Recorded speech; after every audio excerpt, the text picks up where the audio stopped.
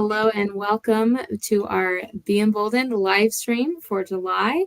We have Naomi, our founder and executive director, Lindsey Medenwaldt, author and apologist, and myself, Be Emboldened's board chair, joining you guys today to talk about Dancing for the Devil, a TikTok cult that is sweeping the nation, and we're here to talk about it and dive into why this matters and why we need to know about it. So. Lindsey and Naomi, glad to have you guys here today. You guys have both done some great research and digging into what this group is all about. So we're excited to hear what you have to say. And as always, anyone listening in live, please put your questions in the chat. We want to hear from you. We want to know what you want to know, and we want to try to address that. And if you're watching this on replay, feel free to put your questions in the comments too. We look at those. And if you have any questions, you can always reach out to us at hello@beemboldened.com. Naomi and Lindsey, any opening comments before we dive into our first set of questions to get the conversation going? Well, Lindsey, I do have a comment, and I'm going to see if you can help me answer this, because I haven't actually taken the time to sit down and process through why this was the case. But not all docuseries that I watch affect me in the same way.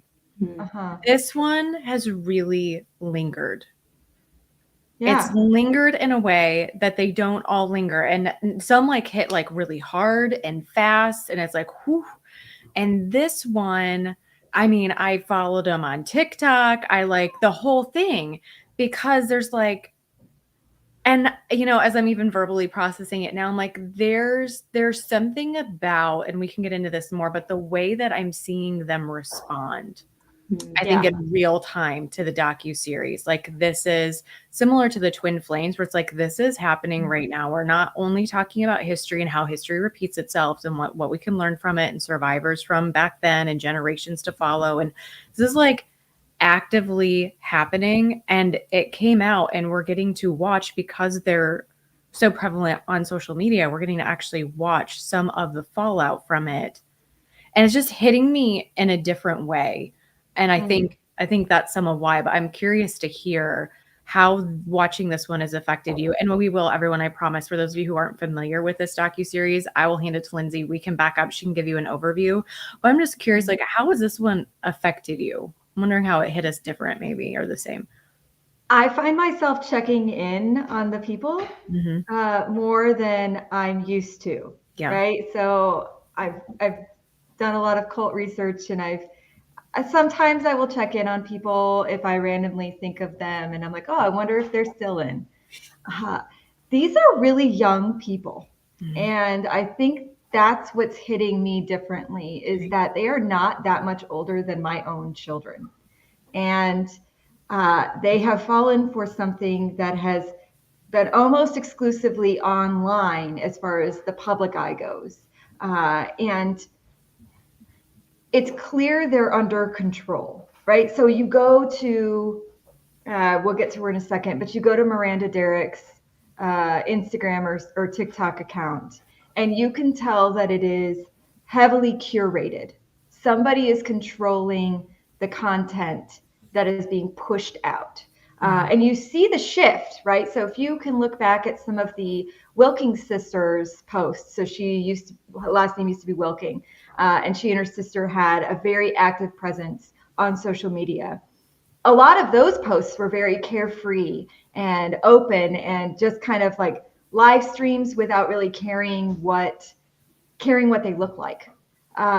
Here now, in her current social media status, it seems like maybe she's not actually the one posting. And I will say that that's a theory. Every time she posts a new video, and the comments are no longer disabled, which is wild. But the comments on her social media page and others who are known members of this group are you okay? Or you need to escape now? Or are you even the one posting this video? And then people are honing in on, you're wearing the same clothes in this dance as you wore in that dance a while back. And now you have ripped clothes. And now, are you really okay? I think that's maybe why it's lingering a little bit more, is because we know they're actively participating in this high control group that we also don't know that much about. And that makes it even a little bit scarier maybe to know that they're in something that we don't really know all the details about. We can get snippets from the docuseries on Netflix or elsewhere, but it's kind of an unknown. And now can you imagine how the families must feel watching a shell of their child or their sister or their brother or their son post on social media, and for them it's not really them. And I can't imagine how the family members must feel watching this unfold in real time. Mm-hmm. So that's deep. Let's back it up and give everyone. Sorry, Natasha. I know. I was just like, hey, you asked if I had a comment. I mean, yeah. But I think that highlights what we need to remember is the heart of this and how this is affecting people, and that there are real lives behind these what can easily be sensationalized or intellectualized current events. Even if we're not talking about historical groups, like things that are happening now, it's just, especially with social media, it's easy for there to be kind of a distance there. So getting to the heart of it is always so important. So we've touched on that, and now let's back up a little bit and talk about the overview of like, what is this group about for those joining who maybe haven't seen the docuseries or haven't heard of this group. Kind of what do we know? Like you said, we don't know a lot, but like, what do we know? So it's called Dancing for the Devil, is the docuseries on Netflix. It's 3 episodes, I think. And they did a really nice job of telling the stories of 2 sets of sisters, which is what you want to do if you're exposing a group like this, is get you where your heartstrings are. And I actually watched an interview with the producer and the director today. And what they said was, they've been checking in regularly, but what struck them most about this group and the 2 sister sets that they followed is that they can see what's unfolding with the younger set right now. And they're hoping that they are able to solve that issue before they become the older set of sisters, because that older set of sisters really went through it. And we want to get this younger set of sisters out before they get through that. So what is this group? In fact, I think most of our viewers will know of this group without knowing of this group. If you have seen shows like So You Think You Can Dance, or even Dancing with the Stars, or name your World of Dance, name your favorite dance competition show, it is likely that you have seen one or more of these dancers compete or participate on those shows. They have heavy TikTok presences. So they are posting dances consistently online, and really popular with all sorts of people who are interested in dance. They use older music, really popular music, catchy tunes that kind of get your attention. They're always filming in really pretty places. Even the houses they use are really pretty, and they have great costumes generally. And the dances themselves are heavily choreographed, and the dancers are talented.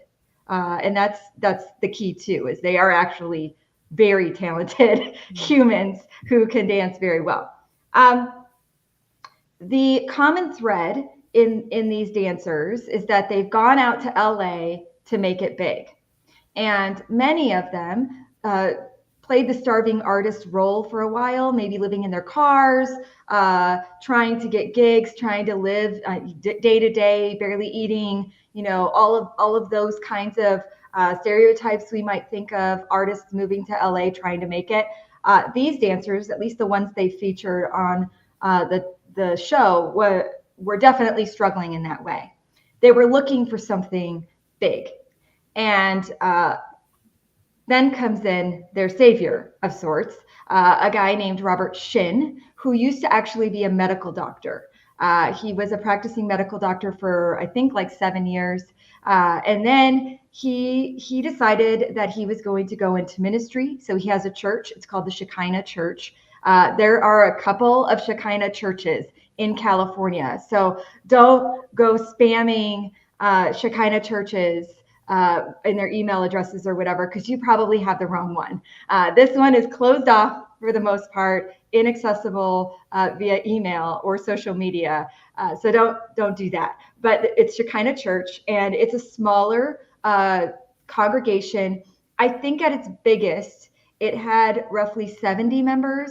And right now, it seems like the numbers are around 35. That was just me quick glancing this morning at current numbers. Like I said, I don't know for sure because we can't get in. It's invite only. And it's behind a closed gate. They don't live stream their services. The little information we know about what Robert Shin teaches comes through recordings that sort of were smuggled out and shared on the docuseries. Robert Shin controls everything these dancers do. He manages them. And that's how he got them in. He said, hey, you're a good dancer. I have a pretty house. Come record some videos at my house and we're going to make it big on social media. And then I'll manage you and I'll take a cut of your money, but you can keep a lot of it. And we're going to bless God when this happens, and God's going to bless us. And they are required to attend services at Shekinah. And they are required to give money in addition to their tithes to the pastor, sometimes the pastor's wife, sometimes the pastor's children, whatever the church needs, they're supposed to donate to it. And then the blessings are supposed to pour out. That's kind of the rundown of what this church is. It used to be that you could find a little bit more information on social media. Since the docuseries came out, it's kind of shut down a lot. You can find some old websites that maybe are retired and do some research that way. But essentially, it's just a high control group that is culturally relevant because of its presence on social media, not under the banner of being a church, but under the banner of, here are our dancers, aren't they wonderful? And also, those dancers are living in this group. That's it.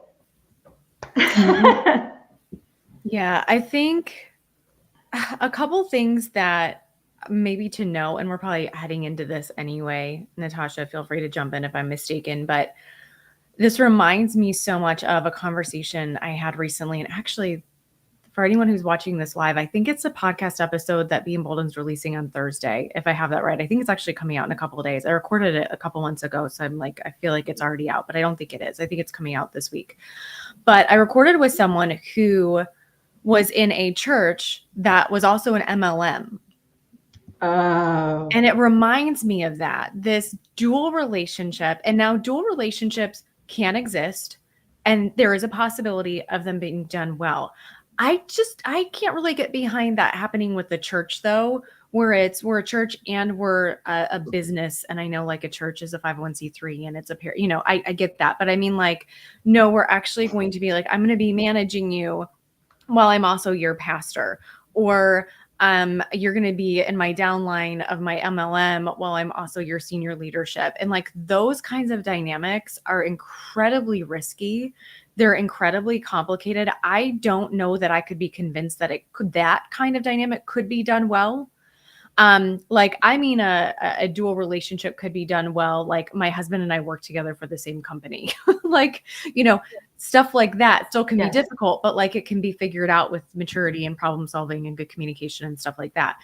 When we're talking about like spiritual leadership in combination with I'm your boss for your day-to-day provision, like your money, your finances, all this stuff. It's like, this gets really, really dicey really quickly. And again, I think it would be a hard sell for me to be convinced that it's a good idea or that it even could be.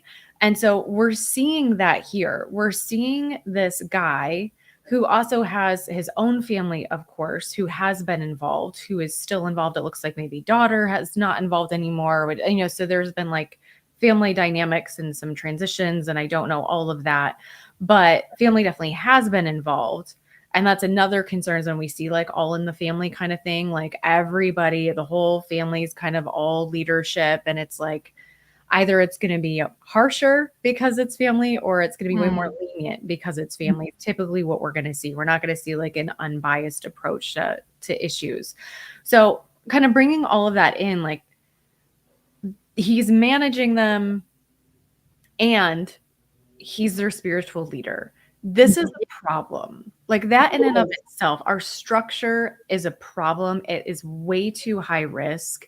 If you guys ever see something like that, please don't get involved in it. Like that right there in and of itself. Like there are other models that you can go find, thank the Lord, that I think are honor him much better. And again, are way lower risk. This is something to stay away from. So Lindsey, I'll pause there. I'm curious if you want to add anything. Well, there's actually a good question in the chat. I'd love to hear your thoughts on that. So Lindsey, you can respond. Naomi said, but this ties in.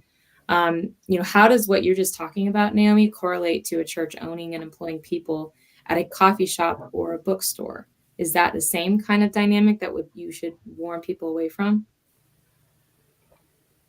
That's interesting. Geez, Amanda. That's just a softball here for you. I think one aspect that comes to mind for me first is when I think about the churches where, now I don't know how this is going for churches who have coffee shops. I mean, I'd be curious to hear from people who have worked for the coffee shop, what that's been like for them.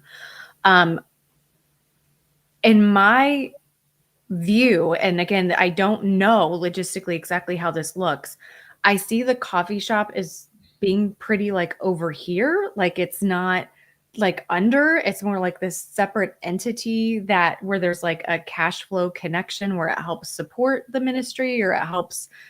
So again, I'd have to think about this more. Or I'll probably rabbit trail it too far, but I don't see it as being all under the same. Go ahead, Lindsey. Oh, no, I guess that wouldn't be the same. I was going to say, is it like a ministry hosting like a bookstore or any ministry, really? But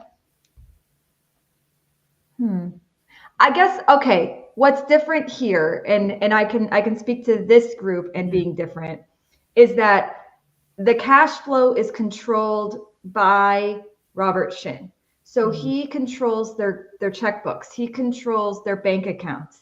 The checks are pre-signed by the members, and anything that comes in is deposited into that checking account. And then basically the church controls where that money flows out, versus if a church owns a coffee shop and is gainfully employing people to manage that coffee shop. Those people are employees who control their own bank accounts, who have their own separate money system for their own families that is not controlled by the church or the ministry. And I think that's what sets this situation apart. There's a lot of micromanaging happening from the top in this group. Everything is dictated by the leader. If they want to do something, they apparently have to ask for permission. They have to run everything by their mentors, then runs it by the man of God, who is Robert Shin, right? So they consider speaking to Shin as though they are speaking to God. And if he says something to them, God said it. And I think that's where the difference is, because I've not worked, I volunteered at coffee shops at churches. I've never worked for one.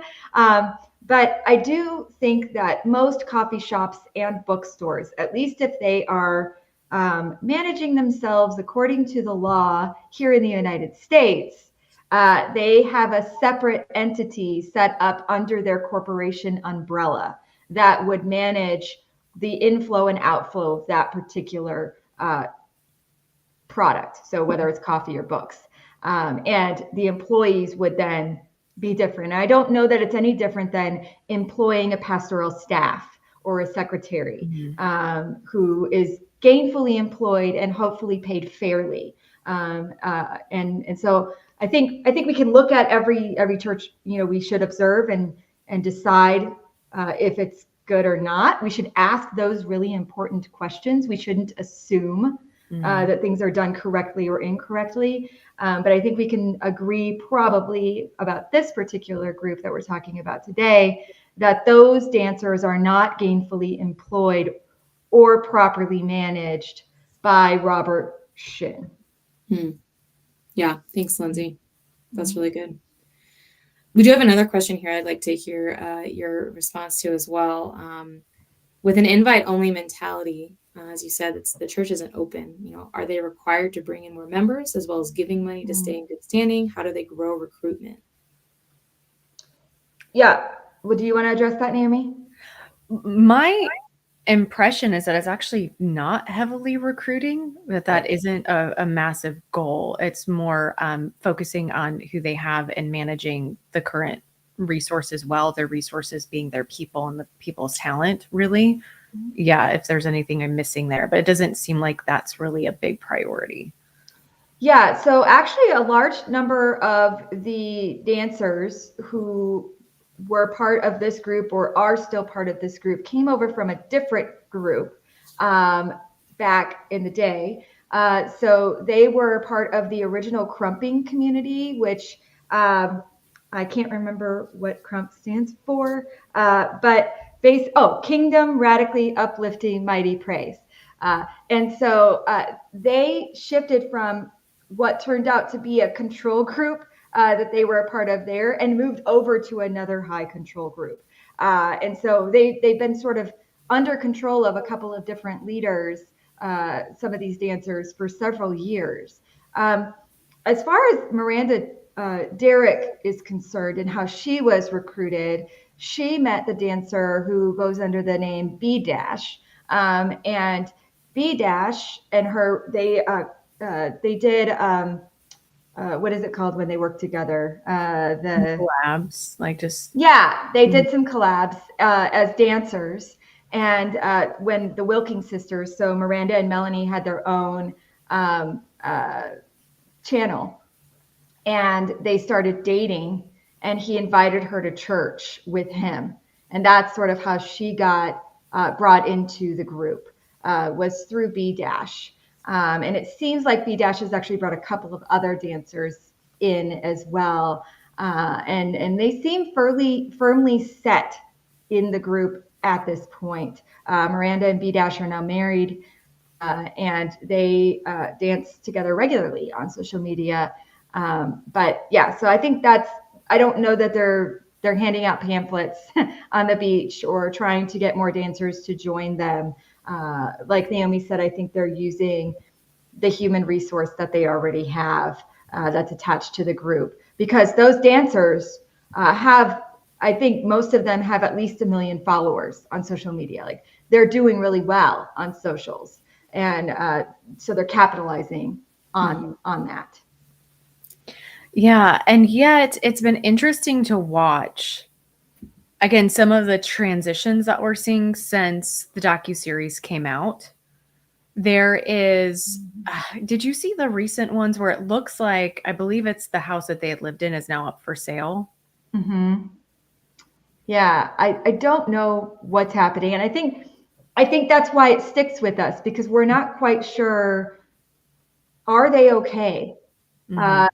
When we're talking about high control groups like this, one of the things, I think they talked about it in this docuseries, it might have been in a different one, but when members are, when they don't successfully break away from their family members, which in this case, they call it dying to their families. They're separating themselves and they're not being in contact with their parents or their loved ones. And the group has become their family. Now you've got the situation where they are, everything is about that family. But one of the warnings that we heard on this docuseries, I think, was that if the family does something publicly, that the member of that high control group will suffer the consequences.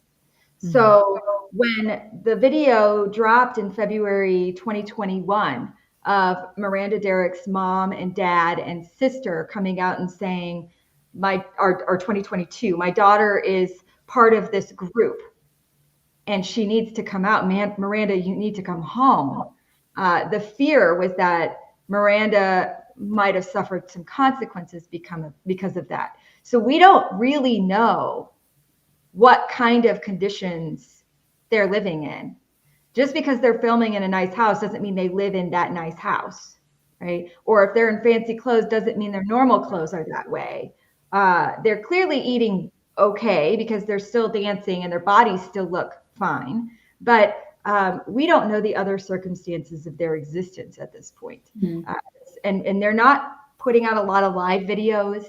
Miranda did a couple shortly after the docuseries dropped. But most of the stuff that they put out is recorded and heavily edited by Robert Shin's son, generally. He produces the video content that goes out from this group.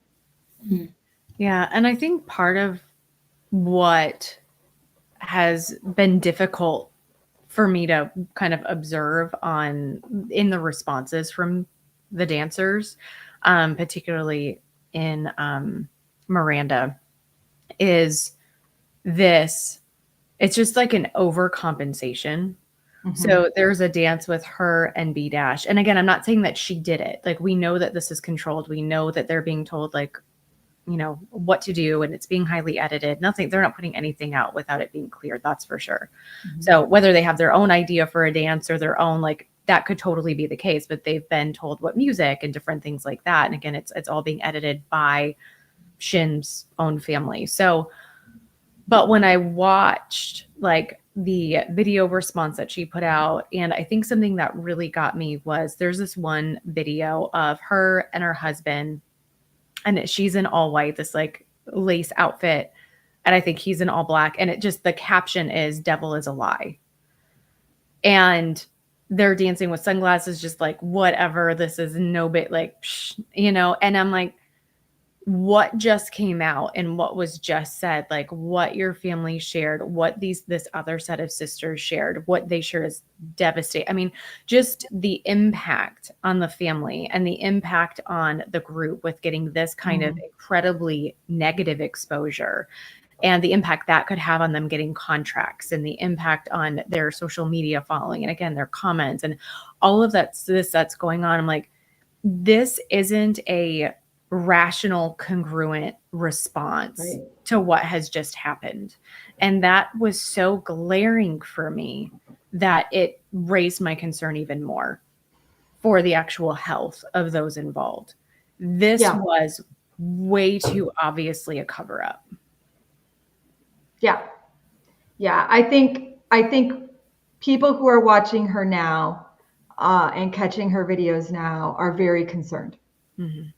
And honestly, there's really not that much you can do to reach her because it is such a closed off group. And they are, one of the questions, I don't mean to hijack the questions we're supposed to be addressing, but one of the questions that comes up is, but I've seen videos of Miranda with her mom and dad and sister, but I'm confused because the docuseries says they don't communicate with each other anymore, but here they are together. And didn't Miranda go to the wedding? Because Melanie just got married. Didn't Miranda go to that wedding? And all these questions. I don't know if Miranda went to Melanie's wedding. There was a picture that was posted, which was interesting. She was wearing a black dress, which is the color that the bridesmaids wore at Melanie's wedding. And she, at least from the pictures that I saw and the videos that I saw, and Miranda posted this video with no other people, which is consistent with the videos and the photos that she posts. Unless it's her husband or another member of this group, there are generally no other people around, even if they go to a public place like a lake or that was her recent video, was a video of her at a fun day at the lake, and there's literally nobody else there. And you're like, is that a fun day at the lake? I don't understand. There's no pictures of her with friends. There's no like just chilling out a lot of, social media stars and influencers will post videos or share pictures of them just hanging out with friends. That's a pretty regular occurrence. That does not happen with this group. She is heavily isolated. And I just wonder, to answer this question about, why is she with family? The answer is to keep up appearances, to send the message that she's not separated from her family. But if you have seen the family being interviewed about this, they will say those experiences are really weird with her because they're not allowed to talk about the religion. They're not allowed to talk about anything that has to do with her circumstances right now. And I think all of us have sort of experienced a situation where we're with family or friends and we can't talk about a particular thing. But this is basically her whole life, and she can't share any of it with her family. And so imagine what those visits are like just to keep up appearances and how exhausting it must be for her to be a 20-something trying to manage this social media appearance, continue to be an influencer, and you're in this group that people are telling you to get out of. And you can't even tell your family or your sister what's really happening. And so then the family just assumes the worst, right? We see history in this particular group of sexual abuse or other things that have happened along the way. And the concern is then what is happening to Miranda and the other dancers. The longer that they stay in, the more dangerous it becomes. Well, I want to jump in and speak from like kind of the personal standpoint. I've been on both sides of that, of what you just spoke to. I've been on the side of I'm not able to share anything. Yes. And I've been on the side of they're not able to share anything because I'm out. And so I've been on both sides of that. And it is exhausting. And it gets to the point of like, what is the point?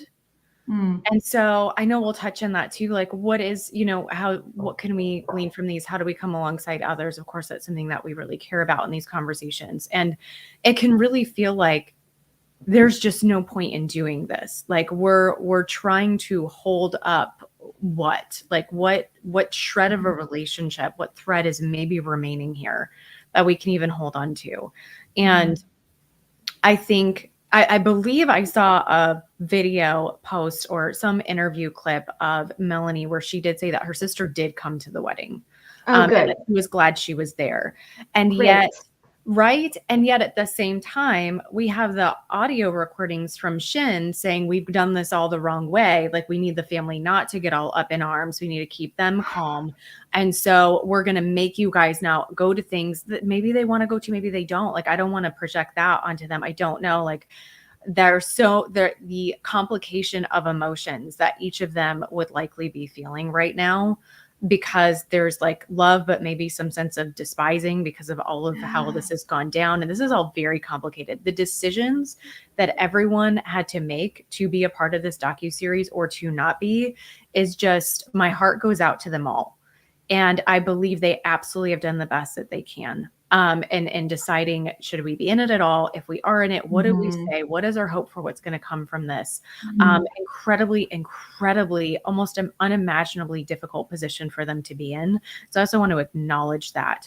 And for those now who like Miranda and like Reno and like, all of these other MB Dash and all these other dancers, where now this is all out about them. And so this is a massive situation for everybody. Again, the potential harm, but then the warning that needed to happen. And again, I'm not saying, please hear me, I stand by the family in doing it. I 100% stand by the family in doing it. I just want to acknowledge what I can imagine that would have been like for them, from my own just knowledge of coming forward just on YouTube and sharing about my own family dynamics of having been in a cult and what that's been like. This is a huge decision for anyone to make. It is not made easily.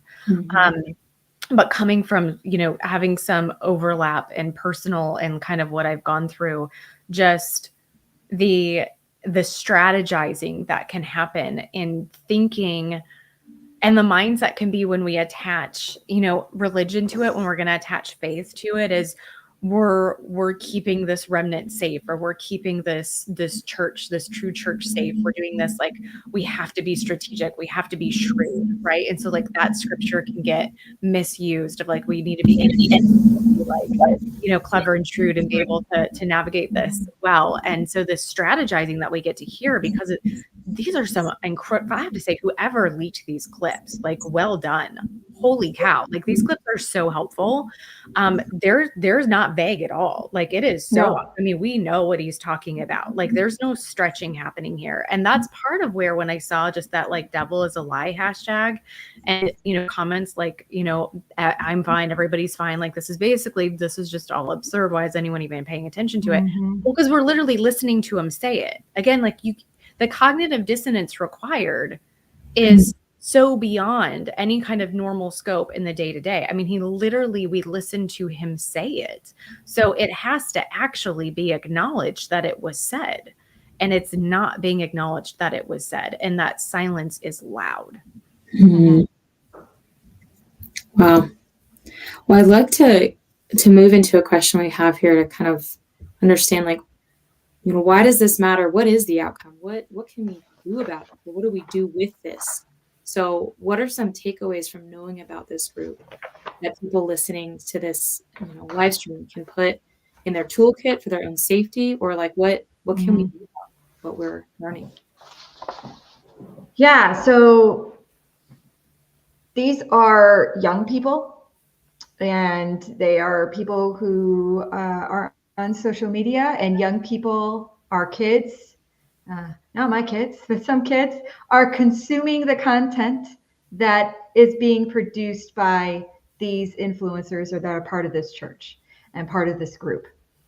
So my first recommendation is to get your kids off social media. And if they are on social media, you need to heavily control the content that they are being exposed to. Take a look at the things that they're seeing, the things that show up in their algorithm, the things that show up in their feed, and talk to them about groups like this. I regularly talk to my kids about groups like this so that they can be on guard when people make them promises that we're going to help you achieve these things. And, oh, by the way, give me 70% of whatever income you get. And, oh, you have to live in this controlled environment. Oh, you have to go to this church. And, oh, you can't talk to your family anymore, and give you all of these requirements. Those are some big warning signs. And be vigilant about those warning signs. If your older child, maybe there are some parents watching whose kids have moved to LA or New York, and they are part of a group that you don't know about or you don't understand, and they're talking about potentially joining this group, and the theology of whatever that group is sounds odd. I don't want to seem like I would be desperate in that situation, but I would, and I would be going to LA or to New York and picking my child up and bringing them home. That's what I would do. And to be fair, Miranda's parents did try to do that. They tried to go to California and bring her home, but she was behind closed doors and behind a gate, and she wouldn't come out. And then, keep following groups like Be Emboldened, who can equip you with information and warning signs about what to look for in this kind of group. On the outside, it could seem really cool because you've got some really cool members who seem like they've got it all together. And then they throw in Jesus or the Bible, things that you maybe already trust, people maybe you already are a Christian. And so it seems really natural for you to then just join this other church. What's the difference between one church or another? And my friend, I can tell you there are many differences between different churches. And we have to be vigilant about the kinds of churches that we're joining. Look at the belief statements. If a website for a church does not have belief statements, there is your first warning sign. You need to be aware of what that church is teaching, and does it actually align with orthodoxy? Who do they see Jesus is? That's a really big thing that you should consider when you're talking about joining a new church or a group that professes to be a Christian group. So those are just a few things that I think Naomi probably has like a million more, but really being in on your kids' business, knowing who they're following on social media, knowing what they're being exposed to. Like I said, these dancers, many of them have been on those dance competition shows, and your kids probably know who they are.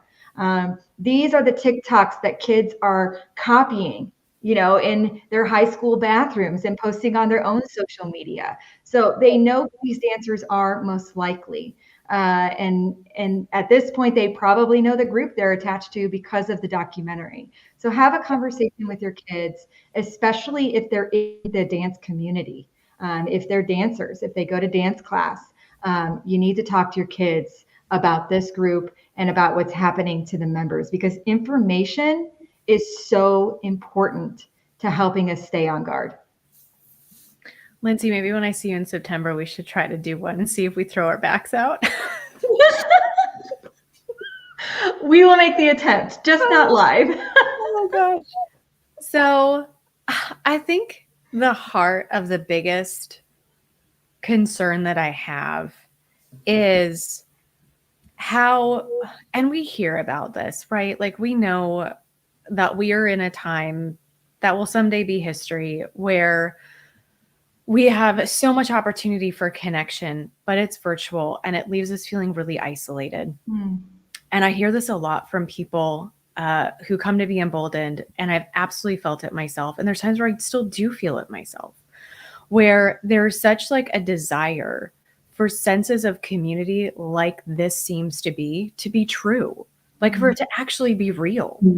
Like, wow, we can like share a house and we can all be friends and we can work together and we can like do, and we share a faith and we, gosh, like, doesn't that sound incredible? Like, I mean, yeah. I think we experienced a touch of that, Naomi, even in seminary. Yes. Like when so Naomi and I were in seminary. I don't want to like tell you too much information, but we were in seminary together and we lived in this little, community, and we did all the things together, right? We had ice cream socials. We even did Thanksgiving dinner, like things were together. And what a beautiful picture even of what we can imagine of heaven, of all of us being in community with one another. It's good for us to be in community with other people. But it can go bad. Yes. And the desire is so good. We're designed to have that desire. And I've heard it several times just in the past week, people coming and saying, I still want that. And I'm like, that desire and wanting that and seeking it out, please don't lose the desire and don't lose that, the energy to try to go find it, although you may need to, exhale and need some time, and that's okay. But what hurts my heart so much, and what I want to ensure people recognize, is that we have certain vulnerabilities and they can lend themselves to areas of risk. Now, those vulnerabilities are not bad. Please don't hear vulnerability and think, oh, we're weak, or we need to fix that. We need to toughen up. No, like, again, it's good. Like, we're designed that way. There's a goodness to it. It's just also learning more and being on alert and being discerning and asking questions and slowing down, really getting our information, checking it with other people that we love and trust, because we want to make sure that that vulnerability is not capitalized on, that somebody does not take it and exploit something in us that's really beautiful and really good and that we want to hold on to. And that's what I think I see again in this docuseries, is people who, they have a love of dance, and it is a tough industry. And they love the sense of connection with others, and they get to do something they love with others, that sense of teamwork and that sense of camaraderie. And then wow, and you're actually going to make it. And in all honesty, I don't think any of them are in it for the money, based on what we're seeing from the financials of people who have come out, where, they're getting 10% maybe to live on, aside from like, okay, I guess their housing is covered or whatever. But it's like, they're not walking away with massive bank accounts. They're not rich. So there's a real love of their art, a real love of their craft, and a real love of, again, hopefully that camaraderie. Now, again, we don't know all the dynamics of what it looks like behind the scenes, but from those who have come out, like, that's why they got involved. And we don't want to condemn anyone for that. Again, like, that is that is beautiful. And that desire is to be celebrated. And we should be able to have that desire and lean into it and have it be safe. We become more equipped in order to help ensure that's the case. Because unfortunately, there's going to be jerks out there who are going to do stuff like this. There are going to be evil, awful, horrific people out there who are going to do stuff like this, especially to give a nod to the older two sisters who are in the docuseries. What they have survived through is horrific. It is horrific. Okay. And so for them to come forward and be on camera, like, thank you. I don't know if they're going to see this, but thank you. Thank you for the risk that you took with your own life and your own safety to warn others. Like, we want to thank you for that, because I know that you've taken one and I know how massive it can be. And I know what it can be like to walk around and be fearful as well. And what they are doing is so highly commendable, and a very personal choice to make. I am not implying that everybody should have it look that way, but I am grateful to them. So I just want to speak to, again, to kind of bring that home. We have ways that we're designed. We have beautiful things that we ache for and we want, and our culture can in some ways make it easier and in some ways make it harder. Please don't give up on that. Please don't shut that down. Please don't consider it to be bad. Recognize that others can take it and they can mess with it and they can manipulate it and they can be coercive and they can exploit it. But again, it is a good thing. I think of it as, again, I'll use that word, vulnerability. Vulnerability is good. It's how we actually have connection. It takes courage to be vulnerable. All of these good things. Vulnerability is not bad. Please, if you think it's bad, reframe that for yourself. Vulnerability is good. We choose, to the best that we can in relationships, we choose how vulnerable we're going to be and when. But we are vulnerable. And I think we just, had a hurricane come through the area and a lot of people were without power and you see how vulnerable you are really quickly. Okay. So it's a part of our design. It's okay. We have a very good God. And so I like to remind myself and remind others of that. So when you recognize these things in yourself of like, gosh, I really want community. Let's make sure, that we don't take it at a cost higher than what it's worth. And this would be a cost higher than what it's worth. As much as I'm not designed to be isolated, I will prefer having the experiences I've had to be less connected than I would like to be for longer than I would prefer to be, still seeking it out, than to end up in a situation like this. It's not going to be worth it. And so it's kind of knowing, gosh, I really, really want that. It's something I'm aware of. I'll use another super quick example. I'll keep this short. An example of, I miss my mom. Anyone who's followed along for a long time knows that I lost my mom in a very tragic way in my mid-20s. It's been really hard to not have her. There have been women who have come forward at different points in my journey who wanted to step into that mom-like role. I recognize that that's a vulnerability for me. And it's good that I miss my mom. It's good that I want her back in my life and I want her to meet my kid. That's all good. That's all good, right? I don't think anyone would argue that. It's not like I'm on the floor and I can't function, and if you can't, like, seek help, because it's a very real thing. And there was a period of time where I was that way. It's not how I am right now. And so it's good that I still miss her and that I would want that in my life and want to have solid mentors and things like that. I'm not going to let someone step into that role and speak to that, like, ache that I have deep inside, where they're then going to get to convince me of stuff that they shouldn't actually be able to convince me of, or they're going to get to start to control me in ways that they don't have any right to control me.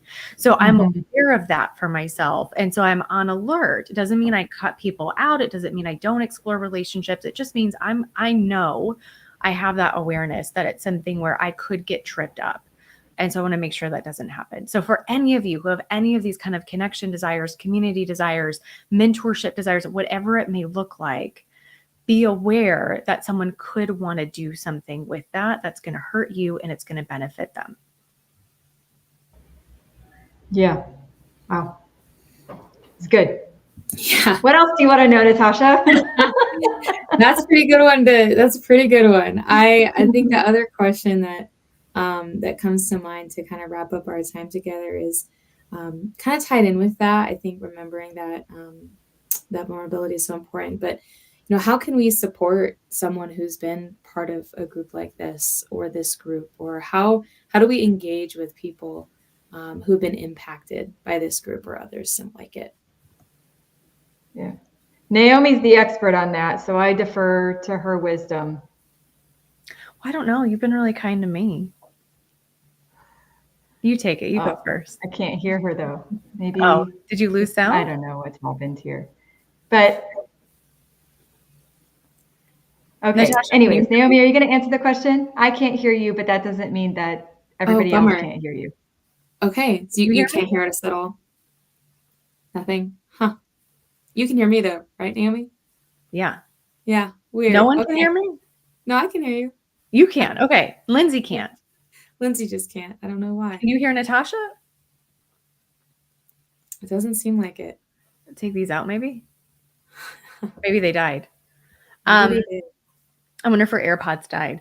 Okay. So, yeah. Well, I was saying Lindsey knew me when I pretty quickly after I started at Denver Seminary. And so I was just kind of giving a nod to, she does know how to, she certainly knows how to love people well. She's always been incredibly kind with me, again, when I was really going through it towards the beginning. So she definitely has words that she could share if she knew that I was saying this and knew to actually share them. But anyway, I think we need to remember a lot of what Lindsey actually shared earlier. I really want to bring us back to what she shared about how we don't know the fullness of what's going on behind the scenes. People can be looking like everything's fine. They're fine. Everything's fine. And we don't know the truth of everything that's going on. So kind of stepping away from that place of being really judgmental about all of it and just knowing that we don't know everything and people could be suffering in ways that we're not totally aware of. And maybe they aren't even totally aware of right now because they can't see clearly because they're so caught up in, again, the undue influence of the mind control aspect of it all. And so just stepping back and remembering to reconnect with compassion. I've seen that in some of the comments on TikTok. I've seen people with concern. I've seen people with compassion. I've seen people be total jerks. And so we want to make sure that we're not with the total jerks, that we remember to have the compassion, we remember to have kindness. And with that, we still stand on truth, y'all, okay? Because sometimes we can see Christianity get really watered down because we're trying to be so kind and so compassionate that we don't stand for anything anymore. So we still stand for what we stand for. We do that with kindness and compassion. Our approach really matters. And that's something that Lindsey is incredible at. And that is why I asked her to be a part of what we're doing here at Be Emboldened, because I don't always see that with everyone. It definitely can be an area of growth for people. It can be an area of struggle. Lindsey's excellent at it. She wrote a whole book about it. So please go buy the book and read it. And we should link it below. So with that being said, model that. Use that as a model for yourself. And again, remember that we're not exempt. We continue to become equipped ourselves. Okay. And I think that little bit of humility is good. I think it's good for us. I like to think that I couldn't be duped again. I don't know 100% sure that I couldn't be duped again. That's not a challenge. Please, nobody try. But, we continue to learn more. So please, even if you're like, gosh, I feel really strong and you're not necessarily exempt.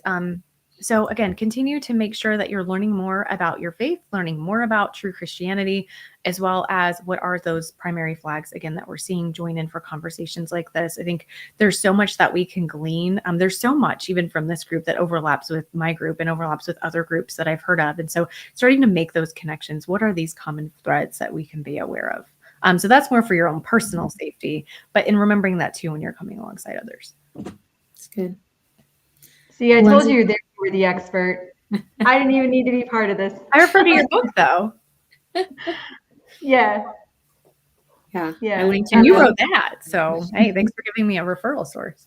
Absolutely. Yeah. The compassion component is so essential when dealing with people who are either currently in a high control group or out of a high control group, or family members or friends of people in or used to be in those groups. Even if they've been out for a while, you never know when something might trigger them. And we have to have compassion in those moments because they'll probably be caught off guard by that as well. And recognizing that we need to be good listeners all of the time.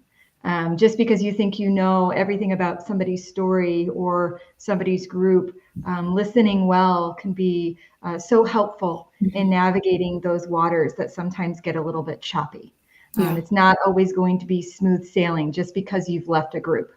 So we need to be aware of that and show great compassion as Jesus showed great compassion to people, and consistently using him as a model. And what's interesting is that it's not just Christians who use Jesus as a model for this. It's non-Christians as well. So even if you're not a Christian, you can use Jesus as a model for the way that you can approach people and the way that you can interact with others, showing them kindness and compassion, and then speaking truth, whatever that truth might be. Yeah. Thank you, Lindsey. Thank you, Naomi. I think ending on remembering to be compassionate and to listen well to people is especially good in light of these docuseries and so much information at our fingertips that we can, I think, succumb to the lie that we know a lot more than maybe we do. And so remembering to see these people as people with unique, complex stories and backgrounds, decisions that they've made, risks that they've taken, vulnerabilities, and to approach all conversations and interactions with compassion and listening well at all times is really good tool for our toolkit. So with that, I just want to thank everyone for joining us today. Again, if you are watching the replay, we'd love to hear your comments and further questions in the comments. So don't hesitate to do that, or also reach out to us at hello@beemboldened.com. We'd love to hear from you. We look forward to seeing you next time on our next live stream with Naomi and Lindsey. Bye, everyone.